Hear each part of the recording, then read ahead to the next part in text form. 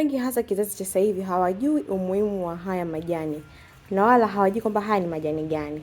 Ni wachache sana wanaofahamu kwamba haya ni majani gani na yana umuhimu gani katika afya yako.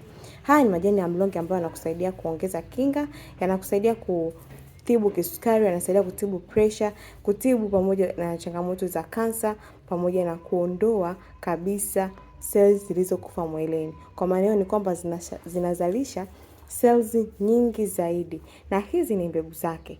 Sasa sisi tunafanya kitu kimoja ambacho ni bombastic sana.